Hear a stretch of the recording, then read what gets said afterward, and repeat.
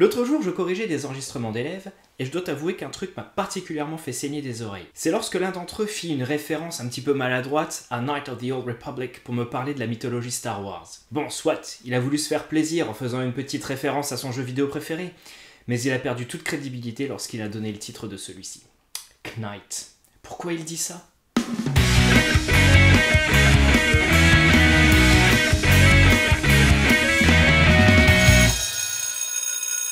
Alors revenons sur ces mots commençant par un K et dont la prononciation est massacrée depuis la 5e. J'imagine que beaucoup d'entre vous coupez votre viande avec un knif, que vous vous êtes déjà fait mal aux knees en tombant par terre, que vous donc know lorsqu'un professeur vous pose une question, et que certains d'entre vous passent encore du temps sur Knights of the Old Republic. Tu n'es pas sans savoir qu'en anglais, il y a beaucoup de lettres muettes. Le L de ce mot par exemple, ça ne te rappelle rien ? I'm going to talk about... Ça se prononce talk.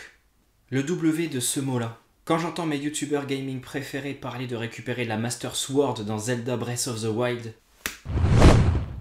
ça se prononce sword. Eh bien lorsqu'un K est en initiale de mot et qu'il est suivi d'un N, il est muet. On ne l'entend pas, il disparaît.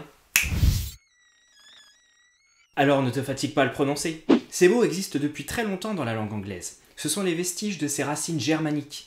Et en vieil anglais, on prononçait le K. Mais aujourd'hui, on tend vers plus de confort, ce qui veut dire que même si l'orthographe de ces mots n'a pas changé, leur prononciation, elle, a évolué. Donc, on ne prononce pas le K. Enfin, on ne le prononce plus. Par ailleurs, cet horrible I don't know que j'entends beaucoup trop souvent me permet de te parler d'un phénomène super important en phonologie, l'assimilation. Je vois que tu as un problème pour assimiler l'assimilation. Je t'explique. Tu as tendance à prononcer, à tort, toutes les lettres de l'expression I don't know. Mais tu le sens pas à quel point c'est difficile à faire. Je t'ai dit que les anglophones tendaient vers davantage de confort à l'oral. Ce qui veut dire que la présence de certaines lettres va influencer la prononciation d'autres lettres. Je m'explique. Dans I don't know, le N de know va influencer la prononciation du T de don't. On ne prend pas en compte le K puisqu'il est muet. Le T va donc prendre certaines caractéristiques articulatoires du N. Les deux consonnes sont dites alvéolaires, c'est-à-dire que la langue va toucher les alvéoles du palais. Là, juste derrière les dents. C'est cette caractéristique commune qui va permettre au T de changer de prononciation. On supprime la propriété plosive du T, c'est le fait de faire sortir brusquement de l'air, comme une petite explosion. Car c'est difficile de prononcer un T et un N à la suite. Ten, ten, ten, ten, ten. Ah, on se rend bien compte que la langue touche à chaque fois l'arrière des dents.